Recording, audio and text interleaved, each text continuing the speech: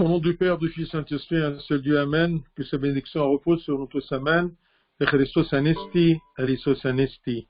Le Christ est ressuscité, vraiment il est ressuscité. Alors aujourd'hui, on va parler à propos de l'Esprit Saint. On va lire aujourd'hui ensemble l'Évangile selon Saint Jean, chapitre 7, du verset 38 à verset 42. Alors, c'est écrit, « Celui qui croit en moi, des fleuves d'eau vive couleront de son sein, comme dit l'Écriture. » Il dit cela de l'Esprit qui devait recevoir ceux qui croiraient en lui, car l'Esprit n'était pas encore, parce que Jésus n'avait pas encore été glorifié. Les gens de la foule, ayant entendu ces paroles, disaient, « Celui-ci est vraiment le prophète. » D'autres disaient, c'est le Christ. Et d'autres disaient, est-ce bien de la Galilée que doit venir le Christ? L'Écriture ne dit-elle pas que c'est de la postérité de David et du village de Bethléem, où était David, que le Christ doit venir? Gloire à toi, Seigneur, éternellement. Amen. Alors aujourd'hui, on va parler à propos de l'Esprit Saint. On va se poser une question très simple. Qui est-ce l'Esprit Saint? Qui est-ce l'Esprit Saint? C'est l'Esprit de Dieu. D'après la croyance, d'après notre foi, c'est l'Esprit de Dieu. C'est l'Esprit de Dieu saint. Saint, bien sûr, c'est attribué à l'Esprit et à Dieu. C'est l'Esprit Saint de Dieu. Et le terme saint ici, c'est comme on dit en grec agios, comme on dit par exemple en arabe koddous. Ce n'est pas un saint normal comme Saint Georges, Saint Mercure, non. Saint ici, c'est-à-dire, c'est un attribut koddous, agios, c'est-à-dire c'est un adjectif attribué tout simplement à la divinité, à Dieu. Donc, quand on dit l'Esprit Saint, comme on dit Dieu est saint, eh bien, l'Esprit Saint est Dieu. C'est l'Esprit de Dieu, et l'Esprit de Dieu, c'est Dieu. Et l'Esprit est saint, comme Dieu est saint. Donc, l'Esprit Saint est Dieu. La première fois qu'on a cité à propos de l'Esprit de Dieu, c'était le livre de Genèse dans l'Ancien Testament, le premier chapitre, verset 2, au commencement, tout à fait au commencement. C'est écrit, la terre était informe et vide. Il y avait des ténèbres à la surface de l'abîme, et l'Esprit de Dieu se mouvait au-dessus des eaux. Et j'aimerais bien cette fois-ci que vous ayez un papier, un petit stylo, tout simplement, pour noter les versets. Et après, vous allez recopier ces versets entièrement sur une feuille, et ça sera devant vos yeux tous les versets qui parlent à propos de l'Esprit Saint. Ce sera quelque chose, un bon travail, pour éclaircir notre connaissance à propos de l'Esprit de Dieu, l'Esprit Saint. Alors, on a cité Genèse 1, 2, et on cite aussi Romains 15, 19. Par la puissance de l'Esprit de Dieu, j'ai abondamment répandu l'évangile de Christ, l'Esprit de Dieu. Donc, l'Esprit Saint est l'Esprit de Dieu. Jean 4, 24. Jean 4, 24. C'est écrit, Dieu est esprit, et il faut que ceux qui l'adorent en esprit et en vérité. Dieu est esprit. Quand je m'adresse à l'Esprit de Dieu, c'est exactement, je m'adresse à Dieu. Parce que l'Esprit Saint est l'Esprit de Dieu il est Dieu. Quelles sont les preuves pour savoir qui est l'Esprit Saint? On va chercher les preuves de sa divinité, les preuves de la divinité de l'Esprit Saint. Première preuve, ce que Saint Pierre nous a révélé dans Actes 5, versets 3 et 4. Actes 5, versets 3 et 4, Pierre lui dit, ça c'est l'histoire de Ananias et sa femme.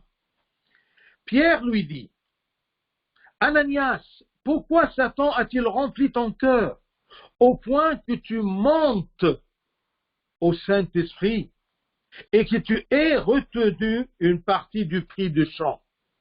Il a menti. Ce n'est pas à des hommes que tu as menti, mais à Dieu. Il lui dit, tu montes au Saint-Esprit, tu as menti au Saint-Esprit.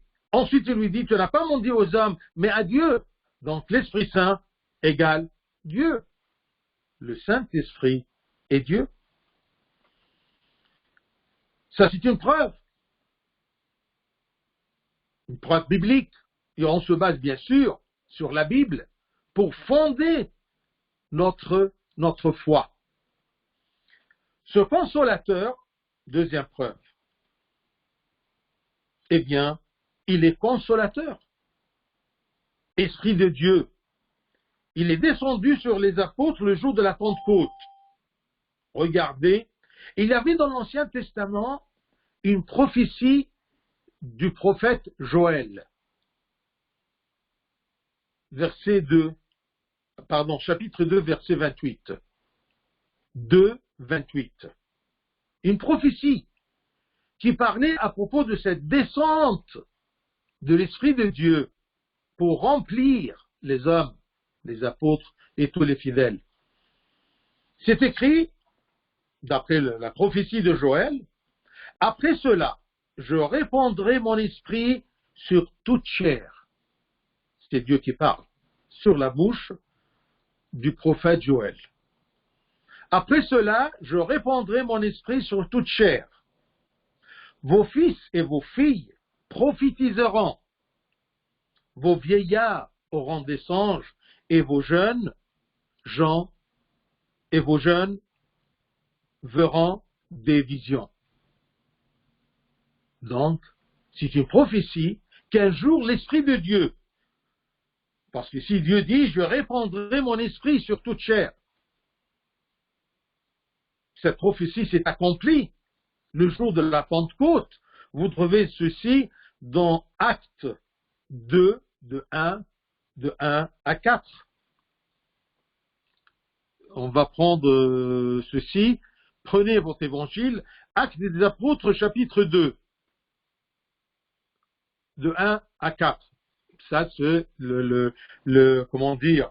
l'événement de la Pentecôte. Le jour de la Pentecôte, ils étaient tous ensemble dans le même lieu. Tout à coup, il vient du ciel un bruit, comme celui d'un vent impétueux, et il remplit toute la maison où ils étaient assis.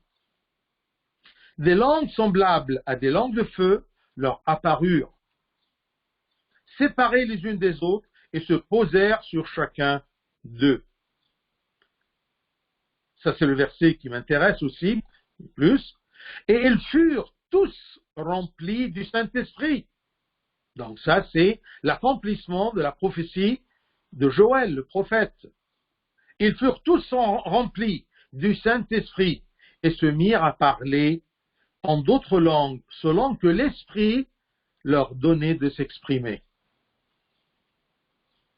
Donc, si Dieu nous a parlé sur les lèvres du prophète Joël en disant qu'un jour, eh bien, il va répandre son esprit sur toute chair, eh bien, c'est accompli le jour de la Pentecôte. Ça, c'est l'Esprit de Dieu. Une autre preuve biblique. L'Esprit Saint est l'Esprit de Dieu et l'Esprit du Fils. Dans la Trinité, il est l'Esprit de Dieu et l'Esprit du Fils. cette phrase-là, cette expression-là est juste. Et j'espère que ça soit clair dans notre intellect. C'est écrit à l'Épître aux Galates, chapitre 4, verset 6. Galates 4, 6. Et parce que vous êtes fils, Dieu a envoyé dans nos cœurs l'esprit de son Fils, lequel crie Abba, Père. C'est l'esprit de Dieu, c'est l'esprit du Fils qui crie en nous, qui nous aide à crier, à comprendre et à s'adresser à Dieu en lui disant Père. L'esprit de son Fils. Et puisque le Père et le Fils sont un, donc l'esprit de Dieu et l'esprit du Fils, il est toujours égal au Père et au Fils. Il est Dieu. Dieu le Père, Dieu le Fils, Dieu l'Esprit. Saint Pierre aussi, il nous a dit, première épître de Saint Pierre, premier chapitre, verset 11. 1 Pierre 1, 11. Les prophètes qui ont prophétisé, voulant sonder l'époque et les circonstances, marqués par l'Esprit de Christ. Ils étaient marqués par l'Esprit de Christ qui était en eux. Donc, l'Esprit de Dieu, Dieu quand il a envoyé son Esprit pour se répandre sur tous les fidèles, tous les enfants de l'homme, eh bien, il a œuvré dans Wagdi. J'espère que, est-ce que vous m'entendez bien? Tous ceux qui sont présents, est-ce que vous m'entendez? Tant que vous ne répondez pas, ça veut dire que... Oui, oui, on bien, entend. Bien, parfait. D'accord. Les prophètes qui ont prophétisé, qui nous a révélé des choses qu'on ne savait pas. D'accord, Cathy. Voulant sonder l'époque et les circonstances, marquées par l'Esprit de Christ qui était en eux. L'Esprit de Dieu, c'est l'Esprit du Père, c'est l'Esprit du Fils, parce que le Père et le Fils sont un. Et attention, le Fils, c'est la parole de Dieu incarnée. Jean 15, 26. C'est écrit, quand sera venu le Consolateur, que je vous enverrai de la part du Père, l'Esprit de vérité qui vient du Père, il rendra témoignage de moi. L'Esprit de vérité. N'oublions pas que le Christ, le Fils, a dit, je suis la vérité. Donc l'Esprit de vérité, c'est l'Esprit du Fils, comme c'est l'Esprit de Dieu. Vous voyez l'égalité ou entre les hypostases, entre les personnes de la Sainte Trinité. C'est ça l'égalité. Il est l'Esprit du Père et l'Esprit du Fils. L'Esprit Saint est dans la Sainte Trinité. Il est un avec le Père et le Fils. Comme selon saint Matthieu, chapitre 28, 19. Matthieu 28, 19. Eh bien, le Christ a demandé à ses disciples d'aller baptiser les gens. Qu'est-ce qu'il leur a dit? Allez, faites de toutes les nations des disciples, les baptisant au nom, au singulier, au nom du Père, du Fils et du Saint-Esprit. Il n'a pas dit au nom AEX, non pluriel, parce qu'il y a 3 personnes différentes, le Père, le Fils et le Saint-Esprit. Non, il a dit baptisant-les au nom, au singulier, du Père, du Fils et du Saint-Esprit. Parce que le Père, le Fils et le Saint-Esprit sont un. Donc l'Esprit, c'est Dieu. Le Fils, c'est Dieu. Le Père, bien sûr, c'est Dieu. Donc, premier épître de Saint Jean, 1 Jean, chapitre 5. 1 Jean 5, 7 et 8. Notez, et ensuite, vous allez les recopier. C'est écrit, car il y en a trois qui rendent témoignage, l'esprit, l'eau et le sang. Et les trois sont d'accord. Ça, c'est une façon de traduire en français. Mais d'après le langage grec et latin des origines, l'esprit, c'est l'Esprit Saint. L'eau et le sang, c'est le Père et le Fils. Le sang, c'est le Fils, parce qu'il a fait écouler son sang. L'eau, eh bien, c'est le témoignage de Dieu le Père dans l'eau, concernant le baptême, quand il a dit, ça, c'est mon Fils. Ça, c'est une façon de traduire. En arabe, par exemple, vous voyez que les trois, c'est écrit les trois, l'Esprit, le Père et le Fils, sont un. Ici, c'est écrit les trois sont d'accord. Tout ça, ce sont des versets qui nous montrent et qui nous prouvent la divinité de l'Esprit Saint. C'est Dieu, parce que c'est l'Esprit de Dieu. C'est le vivifiant qui donne la vie. Qui peut donner la vie sinon Dieu? C'est le vivifiant. Les pères de l'Église, quand ils parlent à propos du Saint-Esprit, ils l'appellent l'hypostase de la vie. Il est la source de la vie pour tout l'univers. La vie au sens de l'existence. Ce n'est pas la vie humaine sur terre tout simplement, non. Il est vivifiant, il donne la vie dans le sens de l'existence. Il donne la vie au sens de la subsistance, la survie. Et il donne la vie aussi, il nous aide à vivre avec Dieu. C'est ça le sens il est vivifiant, il nous donne la vie. Pas la vie terrestre, la vie de respirer et avoir la vie en nous, non. Mais au sens de l'existence, il nous donne l'existence. Il nous donne la subsistance, la survie.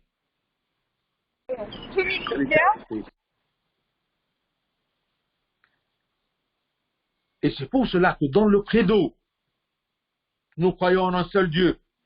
Le credo. J'aimerais bien que, après cette petite étude à propos de l'Esprit Saint, vous sentez bien les mots du credo quand vous le récitez. Nous proclamons dans le credo en disant quoi? Dieu vivifiant, engendré du Père. Rabb al-Muhyi, engendré du Père. Parce qu'il y a des gens qui disent qu'on n'a pas parlé que l'Esprit Saint que dans le Nouveau Testament. Non, on a vu que dans la Genèse, c'est écrit, il y avait la prophétie du prophète Joël. Et regardez Ézéchiel, chapitre 37, il parle à propos de l'Esprit de Dieu. Il dit, il me dit, Ézéchiel 37, 9 et 10. Ézéchiel 37, 9 et 10. Il me dit, Dieu, prophétise et parle à l'Esprit. Parle à l'Esprit, ça veut dire, demande-moi. Prophétise, fils de l'homme, et dis à l'Esprit. Ainsi parle le Seigneur, l'Éternel. Esprit, viens des quatre vents, souffle sur ces morts et qu'ils revivent. Bien sûr, ça c'est une métaphore. Il demande à Dieu comme si Dieu lui permet de demander à son esprit de venir et de rentrer dans ces gens morts. Bien sûr, ce ne sont pas une mort physique tout simplement, c'est la mort spirituelle pour revivre. Ça peut avoir le deux sens physique, qu'il y a des morts, c'était une vision, il y avait des corps morts, des os, d'accord, et l'esprit est venu là-dessus pour les revivifier. Je prophétisais selon l'ordre qu'il m'avait donné, et l'esprit entra en eux. Ils reprirent vie, et ils se terrent sur leurs pieds. C'était une armée nombreuse, très nombreuse. Qui peut redonner la vie? Qui peut faire ressusciter? Sinon Dieu, et Dieu seul, dans sa parle à l'esprit de Dieu, eh bien, c'est preuve de la divinité de l'Esprit Saint. L'Esprit Saint aussi était ou est la source d'inspiration pour tous les prophètes et les hommes de Dieu qui ont parlé de la part de Dieu. Nous proclamons dans le credo aussi, nous croyons en l'Esprit Saint, le Dieu qui donne la vie. Il procède du Père, avec le Père et le Fils. Il reçoit même adoration et même gloire. Il a parlé par les prophètes. Et comme la prophétie de Ézéchiel, d'accord, il parle à l'Esprit pour faire revivre les morts, que ce soit les morts spirituelles ou même les morts physiques. J'aime bien ce verset qui suit. C'est facile à retenir parce que c'est très important ce verset qui nous donne une idée à propos de tous ces livres et ces écritures qui sont entre les mains. Retenez bien. 1 Pierre 2, 21.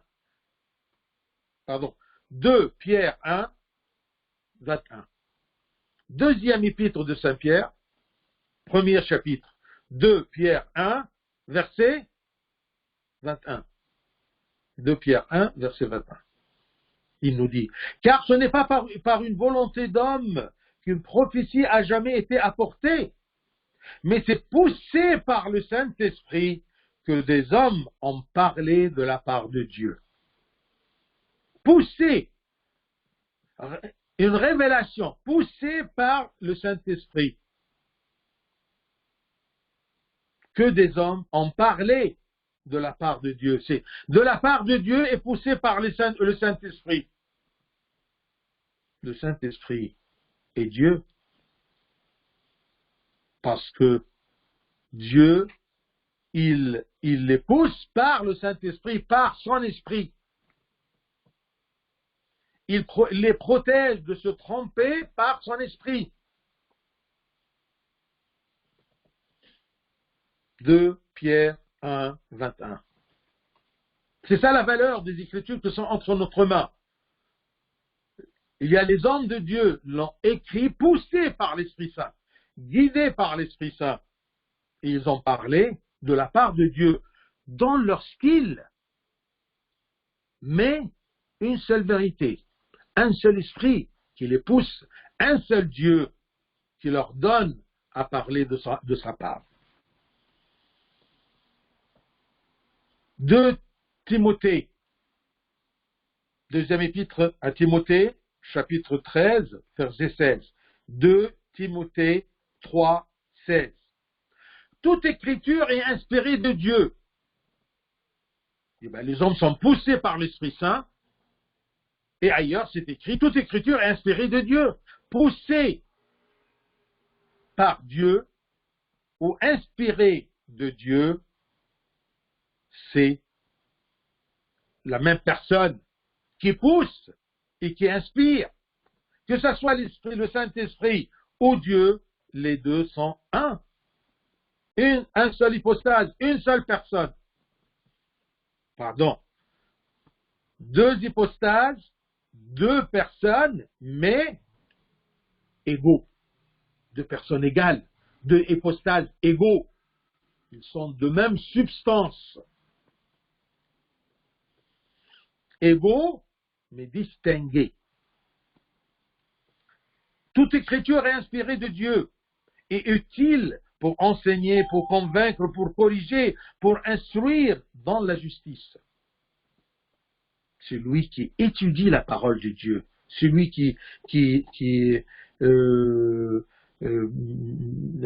sonde la parole de Dieu, eh bien, il sera bien enseigné, bien convaincu, bien corrigé, bien instruit dans la justice.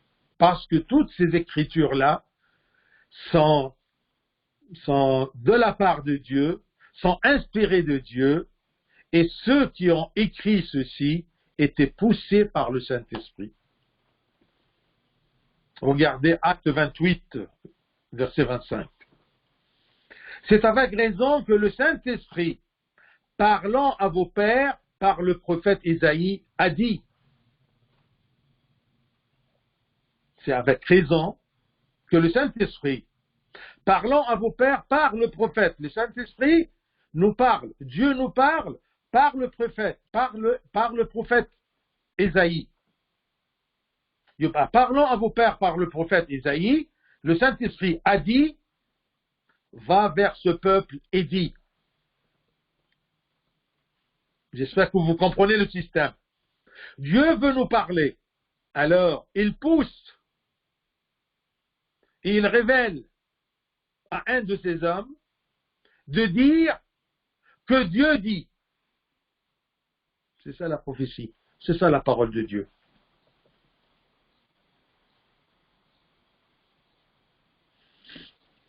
Ézéchiel 11, 5. Alors l'Esprit de l'Éternel, l'Esprit de Dieu, ça, Ézéchiel, pour vous montrer que dès le commencement, l'Esprit de Dieu œuvrait dans les hommes de Dieu et dans les hommes pour les aider à croire. Mais dans le Nouveau Testament, eh bien, l'Esprit Saint demeure en nous, et puisqu'il demeure en nous, il œuvre en nous. Il y a une différence entre habiter et œuvrer tout simplement pour les amener vers la vérité, vers la foi. Ézéchiel 11, 5. Alors l'Esprit de l'Éternel tomba sur moi, et il me dit, dis, ainsi parle l'Éternel. L'Esprit Saint tombe sur lui, il lui dit, dis, ainsi parle l'Éternel. Vous parlez de la sorte, maison d'Israël, et ce qui vous monte à la pensée, je le sais. Dis-leur que Dieu vous dit que je sais vos pensées. Tout ce qui vous monte à la pensée, je le sais. Alors vous voyez, par beaucoup des versets qu'on a cités, des versets bibliques, on prouve la divinité du Saint-Esprit. Ce que Saint Pierre a révélé. Il est aussi consolateur. Il est l'esprit du Fils et du Père. Il est dans la Sainte Trinité. Il participe dans la Sainte Trinité. Il est le vivifiant qui donne la vie, qui donne l'existence. Il est la source d'inspiration. Et aussi, il a participé dans la création.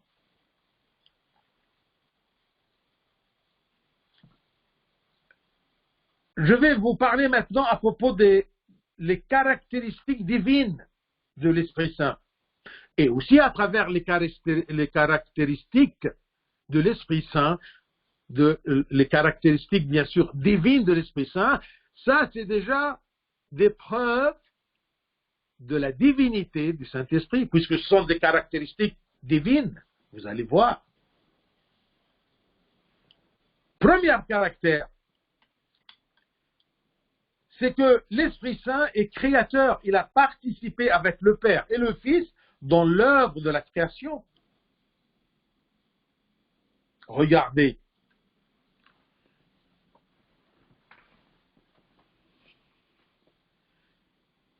Hébreux 1, 2. Il a participé dans la création comme le Fils. C'est écrit à propos du Fils qu'il a créé le monde. Dieu le Père a créé par le Fils le monde. Hébreux 1, 2. Dieu, dans ces derniers temps, nous a parlé par le Fils qu'il a établi héritier de toutes choses, par lequel il a aussi créé le monde. Ça, c'est le Fils. Il a aussi dit, ou plutôt, il a dit aussi à propos de l'Esprit Saint, dans le psaume 104, 30, tu envoies ton souffle, c'est-à-dire ton esprit, tu envoies ton souffle, ils sont créés et tu renouvelles la face de la terre par ton souffle. Donc, j'ai bien aimé un des pères de l'Église pour nous faciliter, comprendre l'œuvre du Père et l'œuvre du Fils et du Saint-Esprit. Il a dit une petite métaphore. Il a dit, imaginez que Dieu le Père œuvre avec ses deux mains, son Fils et son Esprit. On peut dire que Dieu a voulu créer. Il l'a créé comment? Par sa sagesse, par sa parole. Il dit, et ce fut. Il a voulu créer. Il a créé par son Fils, sa parole, et par son Esprit, par son souffle, qui crée et qui renouvelle la face de la terre. Donc l'Esprit Saint est créateur. Et personne ne peut être créateur sinon Dieu et Dieu seul. Si le Fils est créateur, il est Dieu. Et si l'Esprit Saint est créateur, il est Dieu. On dit que l'Esprit Saint est éternel. Ce terme en français, ça veut dire qu'il n'a ni commencement ni fin. Il est de tous les temps. Il est sans commencement. Il est éternel. En arabe, il y a un mot qui désigne, qui n'a pas de commencement, azali, qui n'a pas de fin, abadi, azali, abadi. Mais les deux en français s'expriment par un seul terme, éternel, sans commencement et sans fin. L'Esprit Saint, il était toujours là. Il n'y avait pas un moment où Dieu le Père était son esprit. C'est-à-dire qu'il était mort. Il n'a pas d'esprit. Jamais on a eu un moment où le Père n'avait pas une sagesse. C'est pour cela qu'on dit que le Père, le Fils et le Saint-Esprit sont éternels. Ils sont sans commencement. Hébreux 9, 14, c'est écrit « Combien plus le sang de Christ qui, par un esprit éternel, s'est offert lui-même sans tâche à Dieu. » Désolé, il y a un rayon du soleil qui nous éclaire.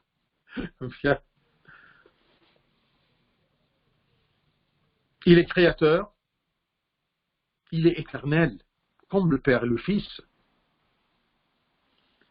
Il est omniprésent, il est partout, le Saint-Esprit. Psaume 139.7, Psaume 139.7, c'est écrit « Où irai-je loin de ton esprit, et où fuirai-je loin de ta face ?» Ton esprit est partout. Où irai-je loin de ton esprit? Il est partout. 1 Corinthiens 3.16. 1 Corinthiens 3.16. Ne savez-vous pas que vous êtes le temple de Dieu et que l'Esprit de Dieu habite en vous? Donc, l'Esprit habite en moi et en toi et en tous les fidèles, des milliards et des milliards de gens. Ne savez-vous pas que vous êtes le temple de Dieu et que l'Esprit de Dieu habite en vous? Il œuvre en nous tous en même temps. Donc, il est omniprésent, il est partout. Il est Dieu. Personne ne peut être omniprésent, présent partout, sinon Dieu, donc l'Esprit, est omniprésent, l'Esprit Saint est Dieu. Quand je m'adresse à l'Esprit de Dieu, comme la troisième heure, l'être Père, en demandant Dieu que son Esprit ne m'abandonne pas. Et quand je m'adresse à l'Esprit Saint, je m'adresse à Dieu. Comme exactement, si je m'adresse au Fils, Yahshua, Jésus-Christ, je m'adresse à Dieu. Parce que Dieu et son Fils et son Esprit sont un. Parce qu'il y a des gens qui sont perturbés, dérangés en disant, mais je parle au Fils, mais pourquoi je ne parle pas au Père? Mais est-ce que si je parle au Fils, le Père, il sera mécontent? Mais non. Tu parles à Dieu, tu parles à la sagesse de Dieu, tu parles à l'Esprit de Dieu, c'est-à-dire que tu parles à Dieu.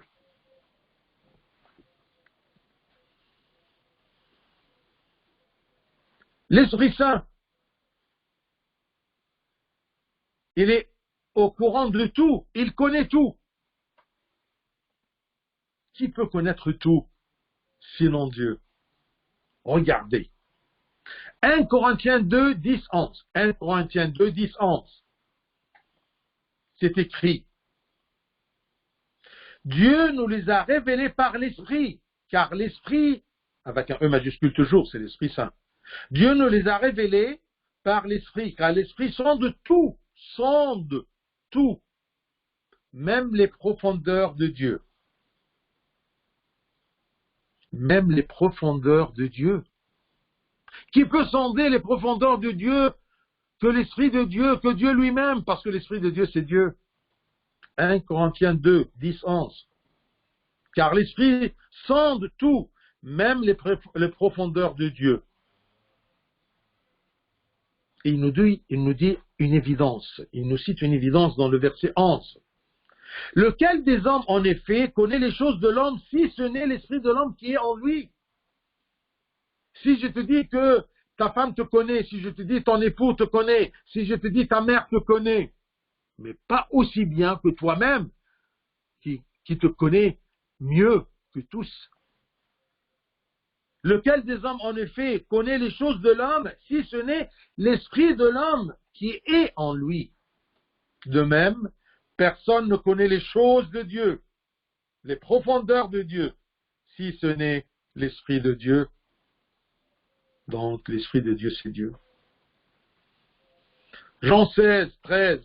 Quand le Consolateur sera venu, l'Esprit de vérité, il vous conduira dans toute la vérité. Comment il puisse vous guider, vous conduire s'il ne connaît pas?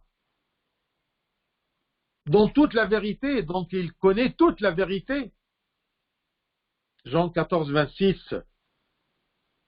Mais le Consolateur, l'Esprit Saint, il est consolateur, que le Père enverra en mon nom, vous enseignera toutes choses. Comment il peut vous enseigner toutes choses s'il ne connaît pas toutes choses? Et qui peut connaître toutes choses sinon Dieu? Il est tout puissant. Il peut tout. Ézéchiel 11, 2. L'Esprit de l'Éternel reposera sur lui, esprit de sagesse, de l'intelligence, esprit de conseil et de force, esprit de connaissance et de crainte de Dieu. Il est puissant. Saint Paul, il dit aux Romains qu'il a travaillé par la force de Dieu, la force de l'Esprit. Regardez Romains 15, 19. Par la puissance des miracles et des prodiges, par la puissance de l'Esprit de Dieu, j'ai abondamment répandu l'évangile de Christ. C'est l'Esprit Saint qui nous donne les talents. Tout ça, ce sont les caractéristiques divines de l'Esprit Saint. Omniprésent. Il connaît tout. Il peut tout. Il est créateur. C'est lui qui nous donne les immenses talents. Regardez 1 Corinthiens 12. 4, 8, 9. 1 Corinthiens 12, plusieurs versets, mais j'ai choisi tout simplement les plus explicites. C'est écrit, il y a diversité dedans, mais le même esprit. Esprit ici, toujours E majuscule. En effet, à l'un est donné par l'esprit une parole de sagesse, à un autre une parole de connaissance, selon le même esprit. À un autre la foi, par le même esprit. Et à un autre le don de guérison, par le même esprit. Effectivement, personne ne peut donner tous ces talents immenses, sinon Dieu seul. Il a beaucoup de caractéristiques divines, parce qu'il est divin, l'Esprit Saint, l'Esprit de Dieu. Il est Dieu. Excusez-moi, je vais changer un peu pour le soleil. Nous sommes privilégiés ici à Genève maintenant qu'on a du soleil.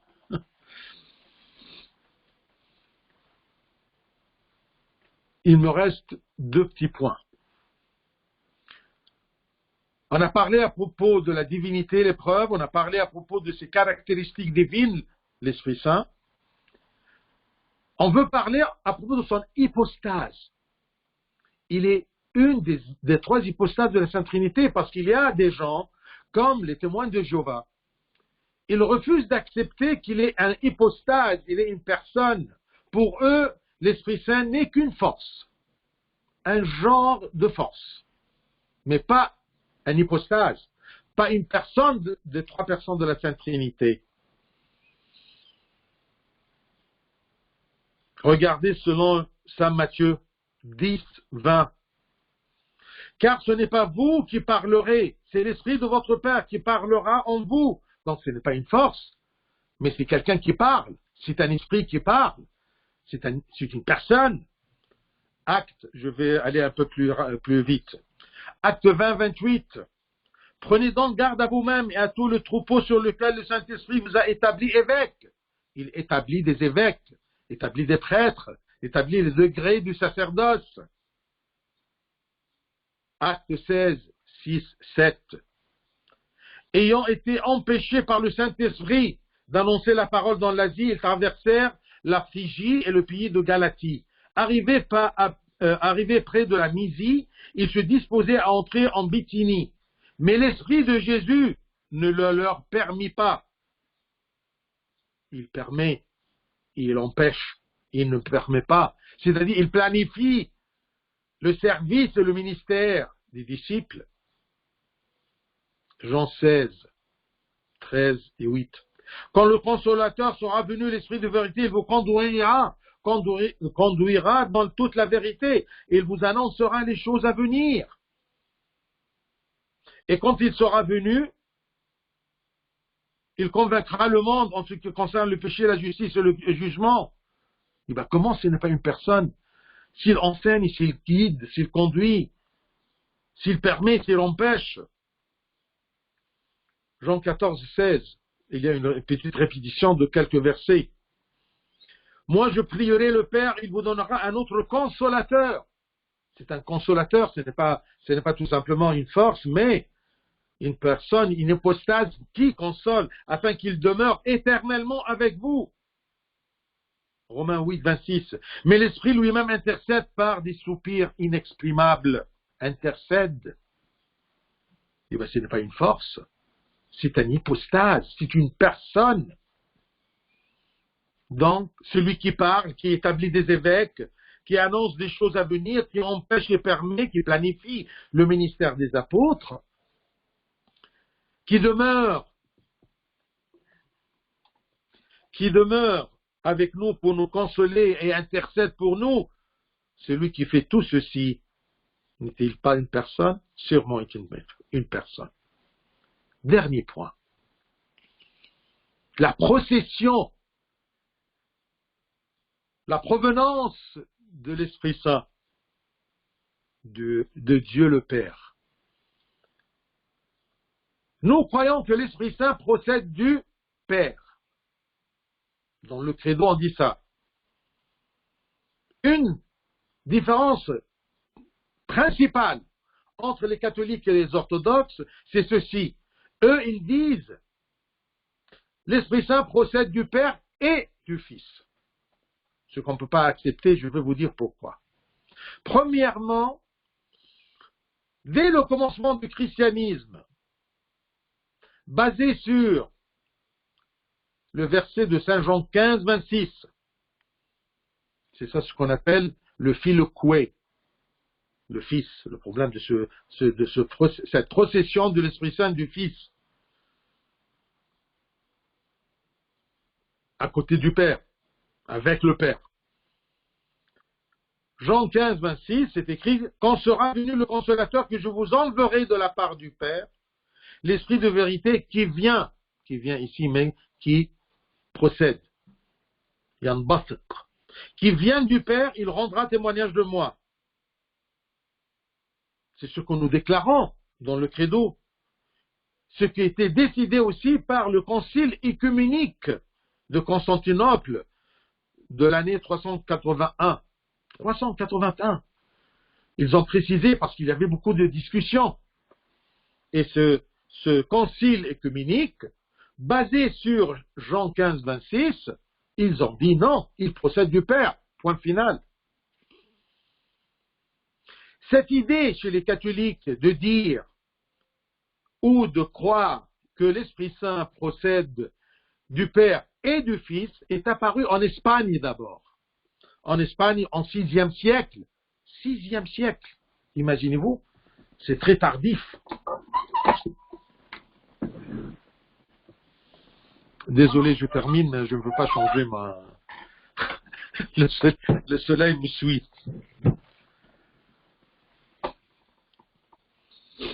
Alors, c'est apparu d'abord en 6e siècle, en Espagne, avant de commencer à se propager vers Rome. Et même au commencement de cette propagation-là, l'Église catholique, l'Église de Rome, refusait cette idée-là. Jusqu'à que, dans le pape Lyon III a affiché le credo de Constantinople sur 2 tableaux en marbre. Deux tableaux. Une en latin, un tableau en latin et un tableau en grec. Il a écrit le credo, Lyon III, et il a commenté en bas en écrivant « Je ne changerai jamais la foi de mes pères, celui qui ose le faire est excommunié ». Ça, c'était à peu près le 9e siècle. Et à la fin, en 11e siècle, eh bien, ce filoquet était stabilisé dans l'Église de Rome. Et c'était la cause de la séparation entre l'Église catholique et les orthodoxes chalcédoniens, les orthodoxes byzantins, en 11e siècle. Ils se sont séparés de l'orthodoxie non chalcédoniens, les Coptes, les Éthiopiens, les Syriens, les Arméniens, en 5e siècle, 451, et des Byzantins, de l'autre famille orthodoxe, durant le 11e siècle. Parce qu'ils ont ajouté qu'ils procèdent du Père et du Fils. Vous allez me poser une petite question, quel est le problème? Eh bien non. Parce que si l'Esprit procède du Fils, ça veut dire que le Fils est devenu Père pour l'Esprit Saint, et l'Esprit Saint est devenu Fils au Fils. Et bien dans la Sainte Trinité, nous allons avoir 2 pères et 2 fils. C'est inacceptable. C'est pour cela que Saint Jean, c'est pour cela que Dieu a révélé sur la langue de Saint Jean, le chapitre 15, verset 26, qui procède du Père. On ne peut pas avoir qui procède du Père et du Fils, parce que le Fils, en ce moment, il va devenir Père pour le Saint-Esprit, et le Saint-Esprit va devenir Fils au Fils. Et bien 2 fils et 2 pères, ça ne marche pas. C'est comme, il y a un des pères de l'Église qui a expliqué ceci en disant, c'est comme un robinet, le fléau et l'eau. On dit que le fléau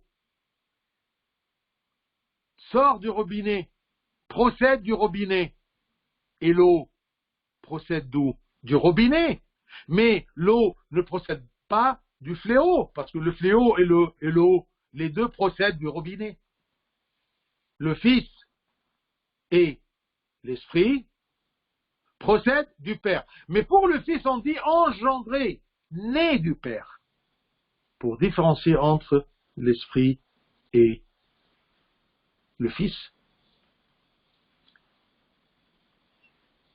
Les catholiques se basent sur l'affaire que le Fils a dit, même au chapitre 15, 26, que je vous enverrai de la part du Père. Envoyer, c'est complètement différent que engendrer, complètement différent que l'Esprit Saint procède du Père. Le Fils l'envoie. L'Esprit Saint procède du Père éternellement. avant les siècles, avant le temps. Mais il est envoyé par le Fils, de la part du Père, à un moment opportun, après son ascension. Comme le Fils exactement. Il est engendré, il est né du Père dès le commencement, avant même le commencement du temps. Mais il est envoyé au temps opportun au monde. C'est pour cela que Saint Paul, et je termine par ça, dans son épître aux Galates 4, chapitre 4, verset 4, c'est écrit, mais lorsque le temps a été accompli, Dieu a envoyé son Fils, né d'une femme, née sous la loi. Il a envoyé son Fils. Lorsque les temps ont été accomplis, et lorsque le temps a été accompli aussi, d'accord, le Fils a envoyé l'Esprit Saint, mais il ne l'a pas engendré, parce qu'il n'est pas Père, il est Fils. Ça, c'est une petite idée à propos de la différence entre les catholiques et les deux familles de l'orthodoxie. J'espère que maintenant c'est clair dans notre tête que l'Esprit Saint est l'Esprit de Dieu. Il est l'Esprit de Dieu le Père et de Dieu le Fils. L'Esprit Saint est Dieu. J'espère bien que vous allez récupérer ou récapituler tous ces versets sur une seule feuille et lisez-les, ça sera un travail complet à propos de l'Esprit Saint. Gloire à lui éternellement. Amen.